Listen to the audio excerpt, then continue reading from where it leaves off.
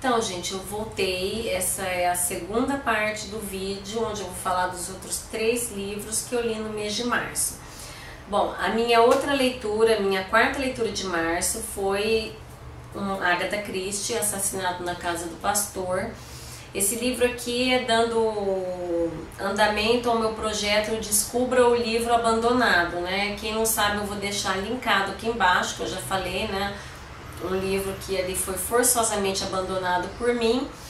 Então, esse aqui foi a indicação da Cláudia Mairá, que eu tô procurando um livro aí que eu fui forçada a abandonar quando eu estava lendo quando eu era adolescente. E tinha um relógio na trama, tá? Então, não sei qual o desfecho desse livro, nem qual livro, não sei nem se é da Agatha Christie, mas eu desconfio que seja. Então, sim, Cláudia, valeu, foi uma boa leitura, mas não foi esse, tá? Não foi dessa vez. Esse livro aqui ele é de 1930 e eu gostei bastante porque, primeiro que ele é o primeiro livro em que aparece a Miss Marple, né?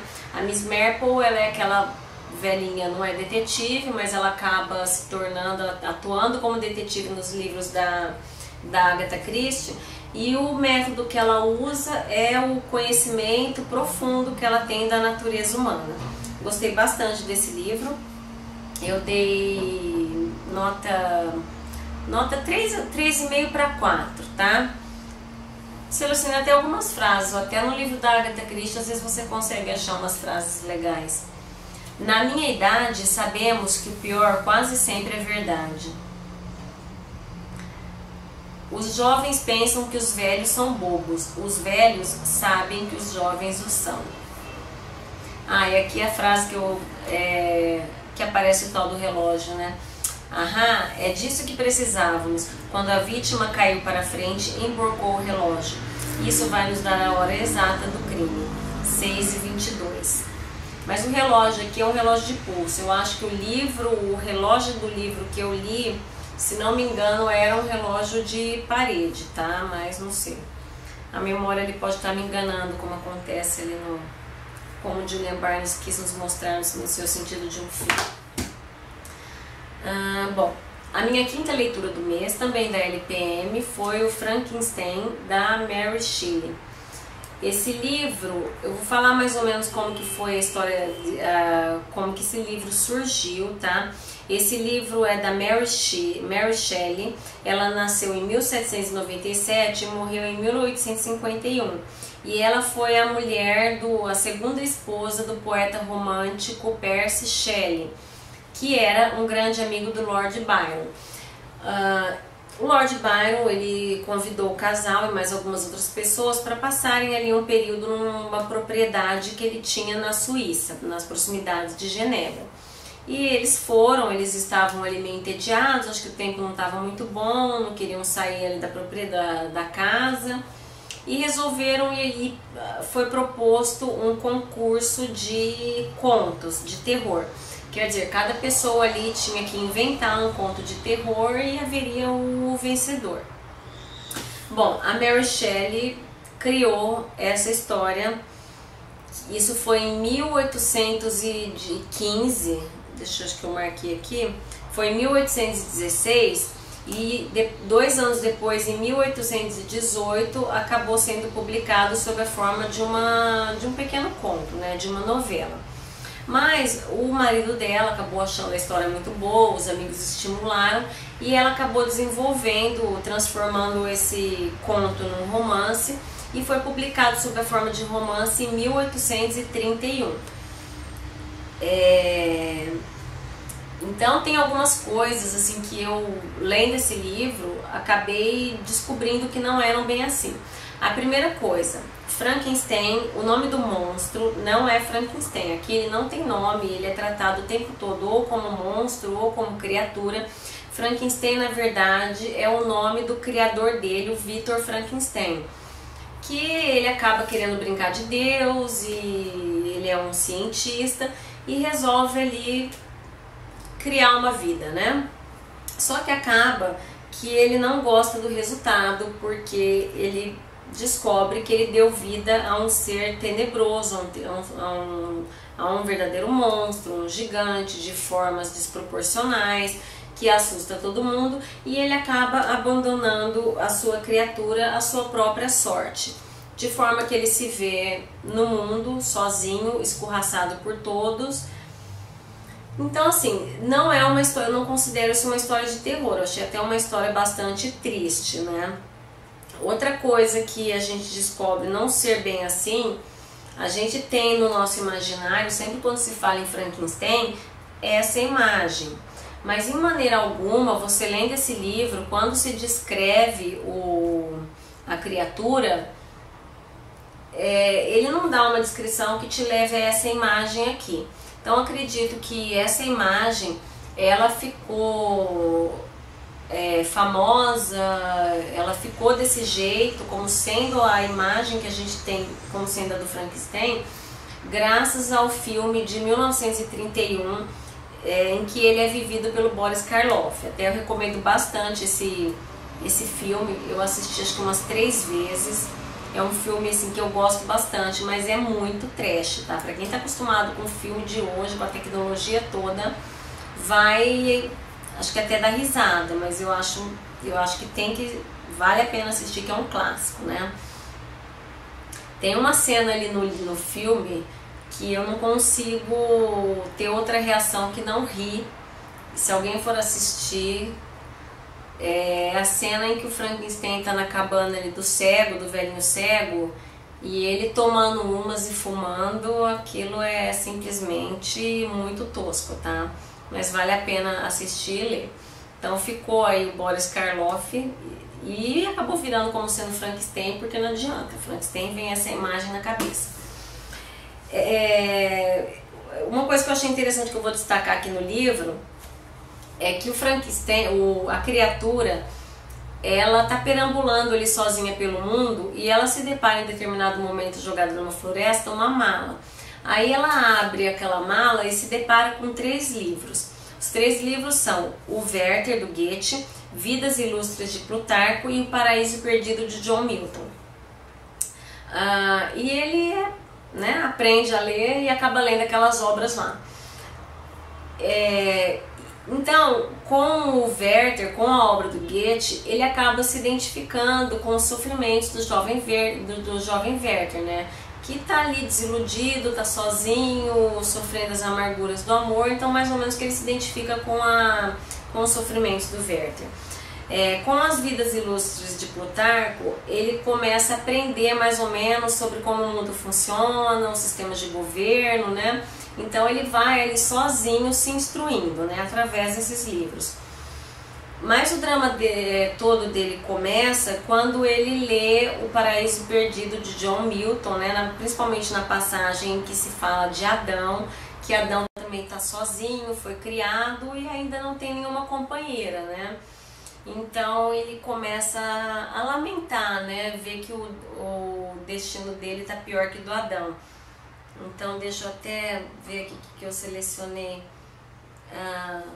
Tudo não passava de um sonho. Nenhuma Eva aliviaria minhas tristezas, nem partilharia os meus pensamentos. Eu estava só. Eu me lembrava da súplica de Adão ao seu Criador. Mas onde estava o meu? Ele me abandonara, e no meu coração amargurado eu o amaldiçoava. O Frankenstein, a criatura, ele é largado no mundo ali e ele tá vazio de sentimentos, mas ele tá cheio de amor para dar, ele tá cheio de boas intenções, querendo encontrar amigos, querendo no fundo aquilo que todo mundo quer, que é ser aceito, né? E ele se depara com uma determinada família, e a maneira como aquela família vai acolher ele, aquilo vai determinar o que ele vai ser a partir daí, a partir daquele acolhimento que ele vai ter daquela família, né? Então isso foi um livro me fez pensar no outro, mas em um aspecto diferente.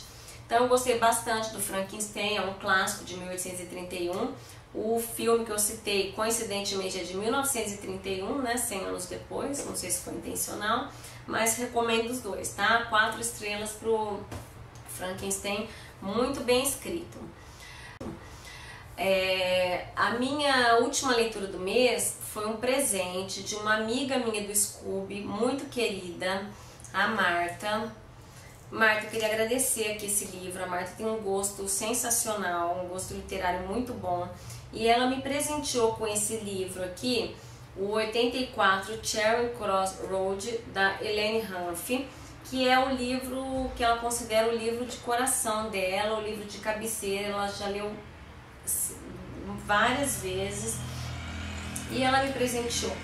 Bom, esse filme aqui, esse livro, ele é de 1970 e ele ficou famoso depois que quando em 1988 ele foi transformado num filme que recebeu o nome Nunca Te Vi, Sempre Te Amei, que na minha opinião é um título que não tem nada a ver, né? Quando você vê Nunca Te Vi, Sempre Te Amei, você vai entender que é uma história de amor entre um homem e uma mulher, mas é uma ideia completamente errada. O livro, na verdade, é sim uma declaração de amor, mas uma declaração de amor aos livros. Eu ganhei, ela me deu no Natal, tá? Mandou com esse marcador de páginas magnético, muito bonitinho, temático para o Natal. E ela até escreveu aqui uma dedicatória e comentou comigo se eu não estava me incomodando de estar mandando um livro usado, tá? Um livro de sebo. Esse livro está esgotado, então Marta, é o seguinte, claro que eu não me incomodo, o livro está em excelente estado. Ele tá com cheiro de livro usado, mas não é aquele cheiro de mofo, ele tá com um cheiro agradável de livro usado. E o livro, ele fala justamente sobre a paixão da Hélène Hanff sobre livros de segunda mão.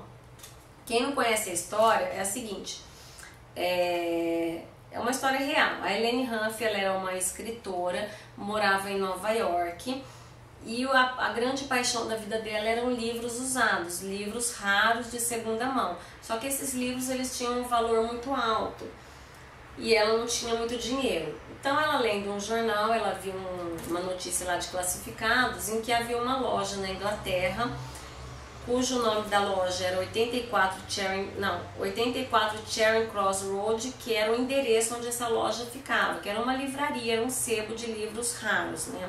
Livros de segunda mão.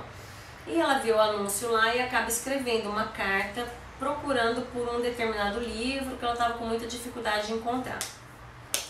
Quem recebe a carta é um dos empregados da loja, o gerente da loja, que era o Frank Dole, que foi vivido pelo Anthony Hopkins no cinema. Bom, e ela é muito espirituosa, ela escreve de uma maneira, ela tem um humor muito sarcástico, e ele acaba achando a carta muito interessante, e ele tem um livro, consegue para ela por um preço que ela acha abaixo do que o livro realmente valia. Bom, e a partir daí começa uma troca de correspondência entre a Hélène e o Frank. E essa troca de correspondências, ela dura mais de 30 anos e acaba se criando um vínculo muito forte, não só entre ela e entre o Frank, mas entre ela e todas as outras pessoas que trabalham na loja e mais os familiares das pessoas que trabalhavam naquela loja.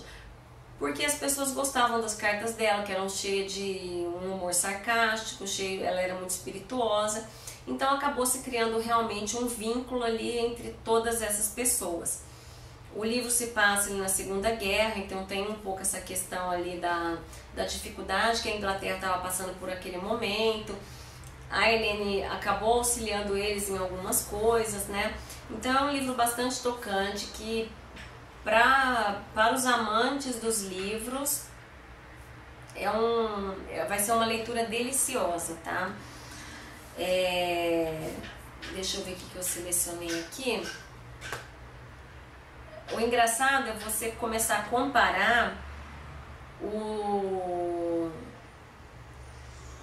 você como leitor começa a ver as manias que a Hélène tinha como leitora, né?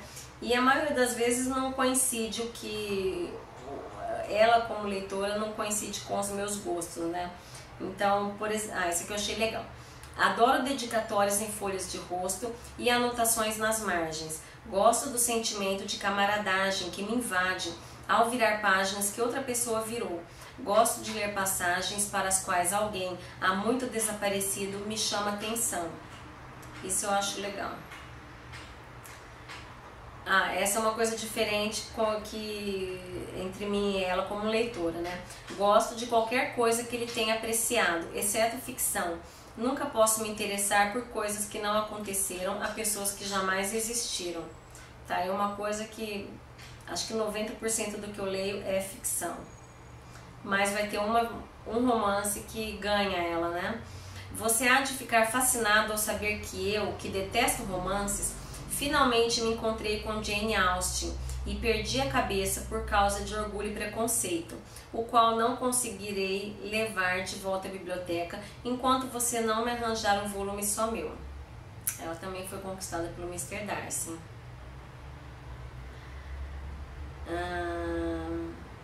Deixa eu ver aqui. A outra coisa que ela não é igual a mim. Meu problema é que, ao passo que outras pessoas estão lendo 50 livros, eu leio o mesmo livro 50 vezes. Só paro quando, aí pelas últimas linhas da página 20, noto que posso recitar as páginas 21 e 22 de cor. Deixo então o livro de lado por alguns anos. Não, eu dificilmente eu volto, né? Eu quero ler mais, conhecer outras coisas. A segunda parte do livro é a Duquesa de Bloomsbury, quando a Helene finalmente vai conhecer a Inglaterra, quando ela vai conhecer a tal da loja. E o interessante nessa parte, essa segunda parte eu quero guardar esse livro para reler se algum dia eu for à Inglaterra, que eu quero conhecer os lugares que ela cita aqui. Um amigo dela havia dito para ela o seguinte: um jornalista meu amigo diz que os turistas vão à Inglaterra com ideias pré-concebidas, de tal forma que sempre encontram exatamente o que estavam procurando. Contei-lhe que eu iria procurar a Inglaterra da literatura inglesa e ele me respondeu: então está lá. Eu também quero procurar essa Inglaterra da literatura inglesa. Até tem um dos lugares que ela cita aqui, que é um lugar que... cadê? Um restaurante chamado George E. Vulture, vou deixar escrito aqui, onde, conforme a citação do cardápio, o Sr. Pickwick convidou 45 pessoas para jantar com ele na primeira vez que vieram a Londres. O restaurante era a sede do clube Pickwick. Vou querer conferir se isso é verdade, se isso existe ainda, né? Os ingleses são apaixonados pelo Dickens. E também a esquecida Igreja dos Atores, onde jaz Vivien Leigh, a eterna Scarlett O'Hara. Bom, Helene Hanff, ela tinha suas manias de leitora e com ela vamos descobrir que nós também temos, tá? Então, é isso. Marta, muito obrigada. 5 estrelas. Um livro que fala sobre a paixão de uma leitora por livros de segunda mão. Tinha que ser um livro usado em excelente estado, tá? Eu vou guardar esse aqui com muito carinho, tá bom? Recomendadíssimo. O filme também é muito bom, é praticamente igual à primeira parte do livro, tá? Então, 84 Charing Cross Road. Bom, é isso. Espero que tenham gostado. Comentários, críticas e venham falar sobre os livros aí que vocês leram desses daqui, tá? E vamos compartilhar as opiniões, tá bom? Até um próximo vídeo. Tchau!